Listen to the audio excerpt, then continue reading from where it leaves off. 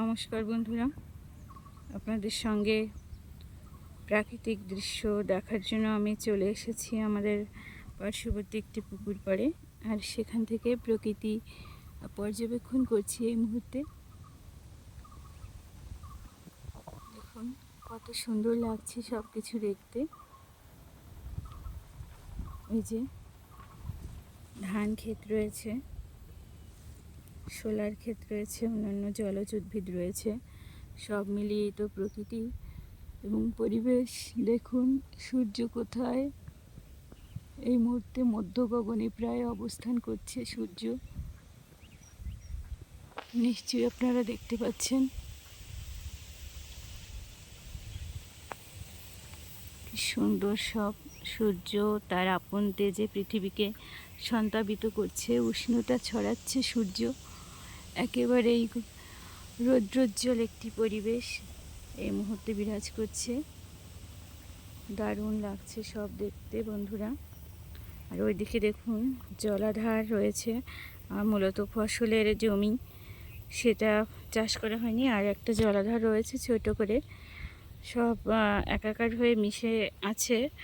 আর দেখুন কত সুন্দর একটা পরিবেশের সৃষ্টি করেছে, এই মুহূর্তে না দেখলে বোঝার উপায় নেই। দারুণ লাগছে সব মিলিয়ে।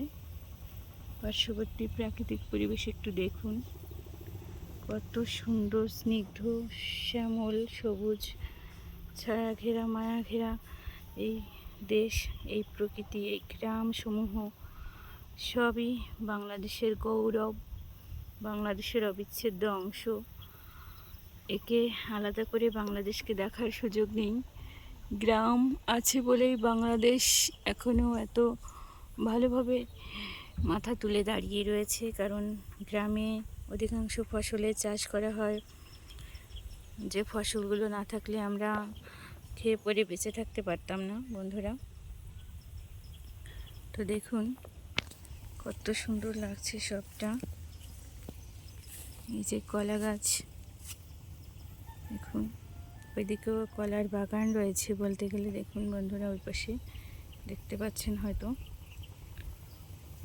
সব সুন্দর প্রকৃতির অপার সৌন্দর্য। যেখানে এই দেখুন এই যে প্রজাপতি উড়ছে, কমলা রঙের একটি এবং হলুদ রঙের একটি। আর এখানে প্রচুর পরিমাণে ভুঁইওকরা রয়েছে, ভুঁইওকরা এই যে রয়েছে মিষ্টি দানা। এই দেখুন প্রজাপতি উড়েই চলেছে, এই যে মেটে রঙের প্রজাপতি।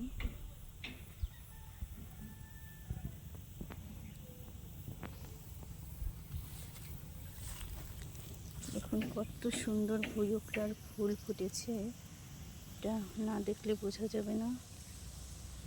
বিশ্বাস করার মতো নয়, আসলে অপূর্ব সুন্দর। এই যে হলদে প্রজাপতি একটা, জানি না দেখতে পাচ্ছেন কিনা, কারণ রৌদ্রের কারণে